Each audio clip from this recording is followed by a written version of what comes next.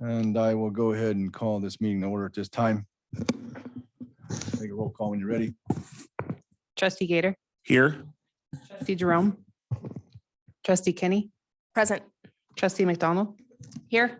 Trustee Whitehouse, Here. Here. Mayor Hammond. Here. Okay. Action item tonight's resolution number 05-2022. It's a resolution creating a local licensing authority pursuant to Chapter 2, Article 14 of the Wellington Municipal Code, and to appoint Kristin Brown as Assistant Municipal Judge to serve in that role, but there's probably a few tweaks, I think, Dan, right? Absolutely. Why don't All you right. tell us all about it, please. Okay. At the last meeting, which was January 11th, we brought forward resolution 05-2022, creating And can you hold up just Hold a up. second? We're going to turn the volume up. Sure.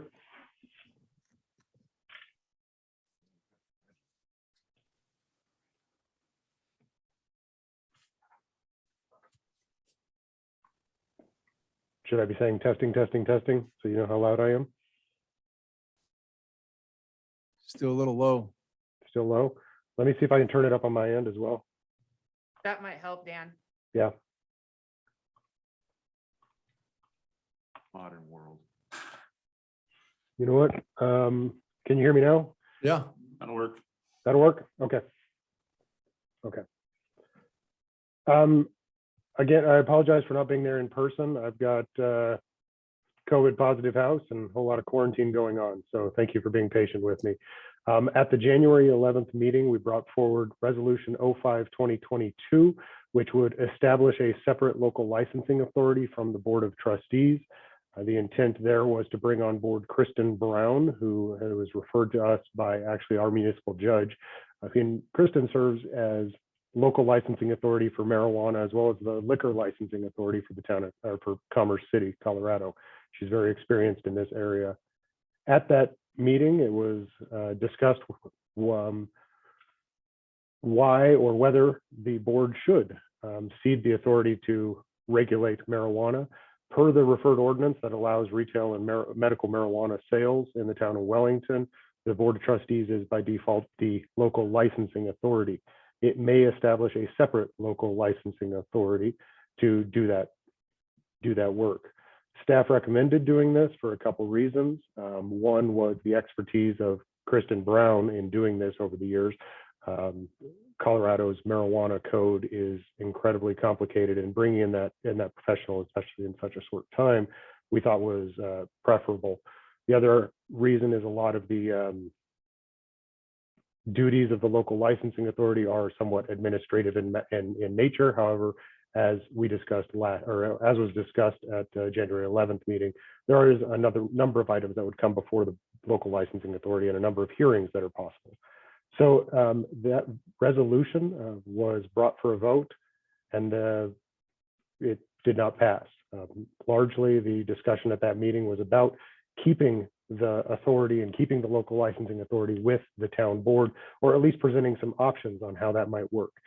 Since that we had that meeting on January 11th, we've done some research on other communities and what they do with regard to local licensing authorities and which ones might keep that with the elected officials.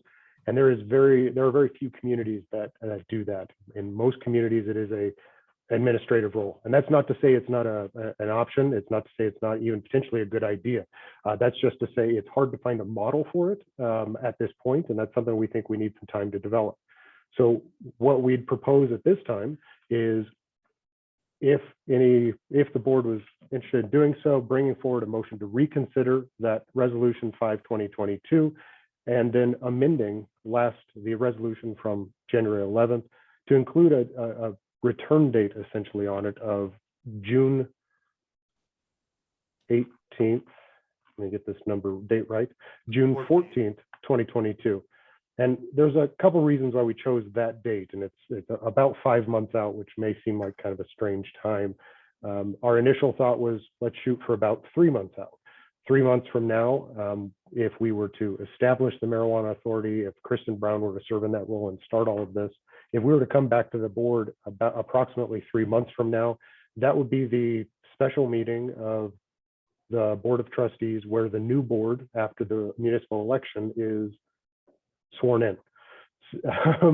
It seemed challenging, we think. This is a big topic, and we thought if a new board is coming in, they'd really want to get their feet wet a little bit, understand how all of this works before delving into a topic like marijuana regulation.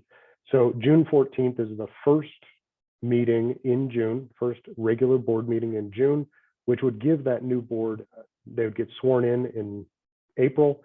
Then they would have, I believe, 3 regular meetings and at least 1 work session in order to become accustomed to how town government works, how the Board of Trustees operates. And then we'd come back on that first meeting in June with some options. Now, this resolution, or the proposal for amending Resolution 05-2022 that's in your packet tonight, doesn't terminate Kristin Brown's work as a local licensing authority on June 14th. The idea is that staff will come back on June 14th or sooner, but June 14th is certainly the date we're shooting for. Staff will come back on June 14th with a proposal. And if the board chooses to change that structure, and we're going to come up with some options to present at that time, if the board chooses to change that structure, we'll move right into whatever that new structure is, keeping the Board of Trustees as the local licensing authority. However, if the board at that time decides we need more time, then it keeps this existing structure in place. This doesn't end, but it creates that real hard cutoff of town staff must come back to the board with options that include some way for the Board of Trustees to continue sitting in the role as local licensing authority and the ability to have those hearings. So basically, this is a very similar to what we came with last week, but it'll give us time to get things put in place, give us time to really come up with some good ideas on how this would operate, how the town board might work with that expertise of Kristin Brown and her previous work, and give us time to come back with some options for you. So that's the short of it. I'm happy to talk more about the details, what we talked about last week. Kristin Brown was unable to be here at the meeting tonight, but we do have a resume that was in the board packet on January 11th, and we're happy to talk more about that or answer any questions. If this is something the board is interested in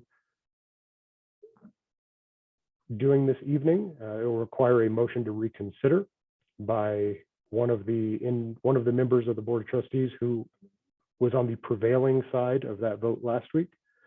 That motion to reconsider would require a 2/3 vote. And then there would be a separate motion to consider the resolution or the amended resolution. So that would be the procedural way to do that. But of course, I'm happy to answer any questions. Mayor Hammond, I'd like to move that we reconsider resolution number 5-2022. Second. Roll call, please. Gator, Yes. trustee Jerome, trustee Kenny, Yes. trustee McDonald, Yes. trustee Whitehouse, Yes. Mayor Pro Tem Knutson, Yes. Mayor Hammond. Yes. Okay. All right, now that we heard everything, now it's open for discussion, right, Dan? Now that you've voted, now that the motion to reconsider has passed, I think for discussion, you should actually have a motion on the underlying resolution. Basically, what that motion to reconsider did was it voided the vote last time as if it didn't happen. Of course, it stays in the record, but now there needs to be full consideration of resolution 05-2022 with the regular process. We're not going to open up for discussion, and we're just going to make the motion and pass it? Or no pass it? Does anybody understand what he just said? I think we are correct. I think we go into discussion now, whatever we feel is needed, and then at the point we're ready to move forward, we'd then make a motion. That's what I. Okay. Yeah. Yeah, we're in discussion. You guys got any questions, what we're trying to do here? I just had I reviewed the video. I was not here that day. It seems, and please, those who were here, it seems like some of the issues expressed have been addressed in this motion with the sunset, date certain. Again, I didn't get some of it, but it seems like that has addressed those issues. I can speak only for myself, but yes, that was one of my main things that I asked for was a hard date. This does give us that hard date, so that addresses that concern from my end. I did just have a question because this is something that didn't come up last time, is what is the expense that we're looking at either to get things set up or just to work that forward? Do we have numbers on that? Because I realized in everything we discussed last time, we never talked about what the actual cost to the town is to do this. All we have is Kristin Brown's billing rate is $150 per hour. We do not have a time estimate on how long this will take. It takes as long, our view is it takes as long as it will take. The idea here is she'll be appointed as an assistant municipal judge. And our municipal judges work on an hourly rate. So, but no, we do not know how long this will take. It's a pretty significant undertaking, perhaps.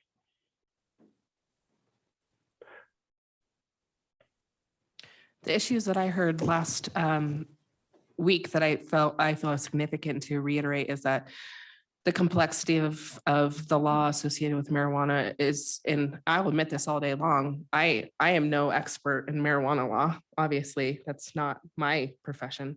So in order to make sure we do this right, prevent any kind of liability or us misstepping and causing any kind of lawsuits that's going to cost our taxpayers money to fight because of maybe we just didn't know or do it correctly. I think it's very important to have an expert professional in the field who has experience and a good track record for this exact role. I think that expertise will set us up for success in the future, and then also ensure that we're protecting against any risks that otherwise we wouldn't need to. And it is such a sensitive topic. And I did bring up last time that it is a perspective and it's not the truth, but is perspective that our board is biased towards marijuana items. And like I said, that is a perspective. That is not the truth whatsoever. But given that's the situation, I would hate for us to be solely making decisions with that known perceived bias. I think bringing in a separate party who is professional and an expert will eliminate any concern or that question. And I think that protects all of us and it makes it friendlier and more welcoming. So those are the major parts that I brought up last time that I thought I should reiterate, but that's all. Otherwise, that's all my topics. I'm completely in support of doing this. I would concur with what Trustee Keeney said. Again, I don't know the ins and outs of this, and certainly we're setting up a new system. I think, whether this woman was Ms. Brown stays beyond the sunset, that will be up to another board to decide at their discretion. But I think certainly getting the assistance and then knowing at a certain point, if the board wishes to take over that duty, that they have that option. So I'm supportive of this. Anything aside? No, kind of understand what we're trying, okay. So last time, I'm on board with all of you, okay? I think we need a professional on board here, okay? But I didn't feel right then just saying, I don't want the board to be involved in it. It's a pretty touchy subject, so, but obviously we don't have enough time to do that correctly. So we pushed it out quite a far in advance. New board to look at it with different opinions, but I see this thing as being some sort of a hybrid as they go along anyway. I don't think anybody in their right mind would want to get professional help, which is probably, I think reasonably priced. So I'm in support of this and it achieves what we want to do and we can get the processing applications should they come about in February as we're required to do. So I'm in support of it. If there's nothing else, I'd like to open up to the public. You got something? I did have one other question. I know in a lot of our stuff we do not to exceed, I'm totally in support of doing this and bringing the help in. The concern I have is writing basically a blank check. If we say it's an hourly rate, if it's 1,000, I don't see how it would be 1,000 hours. Can we just put something in that says that, hey, if it's going to go over like 200 hours, please need to come back and revisit with the board and let us know why it's that? Is that something we can do, Dan? Just that if it's going to be beyond, that's $30,000. Just, it would be good for us to know that, because at this point we have no idea what that expense is going to be. I'm not saying that it stops at 30,000, but if it's going to be beyond that 200 hours, then she is to come back, visit with our board, let us know, hey, what are you doing? What's taking this time? Because that's a fairly significant chunk of money. Potentially it could be. Of course, the town attorney, March and Olive, our billing rate is higher. So if we have to step in and cover some of that time, if extra work needs to be done, for example, this actually could save the town money by bringing in an attorney who's experienced in the area and can actually do Okay. this a lot quicker than our staff. So I Sure. understand what you're saying. I think this is actually very cost effective. Okay. And also I have no idea what the range might be. I think probably the best option would be Patty, I'm kind of looking at you. I think if it's something the board wants to see, we can, as part of the town attorney's report, for example, or perhaps the town administrator's report at a future meeting, as soon as we get an invoice, I'm happy to bring that to you, Okay. just to give you an idea. That would work. And if you could ask Ms. Okay. Brown to kind of put together an estimate, because what I gathered from her discussion last time was she's got a lot of experience with, she's done that before. So in essence, she's not going to be creating everything from scratch. In a lot of cases, she'll be working off of things she's already done before and bringing, which I think is great. So if maybe you could have her give us just a rough idea and then bring that back in a staff report, I would be comfortable with that. And then if at that point the board is concerned about it, we can revisit at that time. Yeah, absolutely. I'm happy to do that. And we'll make sure, like I said, either that's part of the town attorney's report at one of our meetings or town administrator. Okay, so as long as staff is willing to commit to bring that back to us as soon as you can, I'm good with it. Will do. Okay, just a simple comment here. Between now and February 1st are 288 hours total, like 24 hours a day. So Yeah. so it's probably not going to go over. I think your question is a good one and a reasonable one. But I was like, how many days do we have left? Yeah, there's not many. I think it is fair, and we didn't do a request for proposals or seek bids on this, largely because we got such a strong recommendation for Kristin Brown from our municipal judge. For us, it was, we needed somebody fast, and we needed somebody who was really, really good at this. And she came highly recommended. Her rates were pretty reasonable. So, but I think it is a good question. We're happy to bring that back to you, and I will. Okay, I'm good. we're all good. Public comment. Anyone? Come on up. Sherelle Teets, 4525 Ingalls Drive. Good evening. So I think most of my stuff has stemmed off of conversations that I have had with John via email and asking questions, and actually Patty asking questions about this specifically, because one of my major concerns was all of the trustees sitting here today were willing to vote on an initiative or a motion that had no price tag on it. There was no cost estimate. There was no to exceed, not to exceed.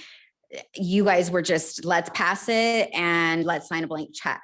In my conversations with Patty, you're looking at $120,000 to $260,000. Patty, correct me if I'm wrong from our conversation, but that is a very large chunk of change that our budget is already struggling with anyways. So when we look at the cost of doing this, I don't disagree that we should not have a consultant on this. As a resident, I'm happy that a consultant is going to be brought on for this because it's an important thing that will affect the town of Wellington. But I'm more concerned about how it was kind of handled, and that not to exceed or no price tag thing was super concerning. I noticed they did update the agenda and packet from the 11th to actually add that additional page that stated her hourly wage, what it was going to cost. But before they had updated it after the meeting, no one knew how much it was going to cost. And that's concerning to me, considering we're faced with the budget constraints we're faced with now. So I just, in going forward, would definitely encourage to even have a single price tag on anything that's being presented for the board. Thank you. You mentioned a price tag of some $120,000 to $260,000 is what I was told. No. $1,000. Can I speak? Yeah. Thank you. So what I had forwarded Ms. Teets was the same email I had sent to all of you, notifying her of the dollar per hour amount of $150. I'm not quite sure where that total dollar amount is coming from. So. She sat beside me. That's the first time I've heard that dollar figure. So I sat next to me and told me that it was $120,000 to $260,000. So maybe that was hourly. Hopefully it was hourly. $150 an hour. Correct. And that was the hourly rate. I said, That's all. when I talked to you last night, that there was an amount that was provided to us from the town attorney for the hourly amount between $150 and $260. And I wasn't quite sure where that range was for this particular project. I did hear from Mr. Sapienza today that it was $150, and that's when $150 an hour, and that's when I sent the email to the Board of Trustees once that amount was confirmed. And I would like to say that the $150 amount per hour was actually in the contract for Kristin Brown to serve as an assistant municipal judge in the January 11th board packet. Yep. So that per hour figure was there, but we've never had a total estimate to go back to Trustee Gator's point. But the $150 an hour was something that we had talked about initially with Kristin or Ms. Brown, and it was in the board packet for January 11th. All right. All right. That's what we know at this point. Christine Gator, downtown Wellington. I just had a suggestion of categorizing this expense as a marijuana expense, so we can keep those separate, so we can see how much this dispensary is costing the taxpayers. That's it. Thanks. Okay. Any other comments, Krista, we need to be aware of? I have no other comments. Close the public meeting this time. Bring it back to the board. Final comments. I had one, I lost my train of thought. I'll come back to me. Okay.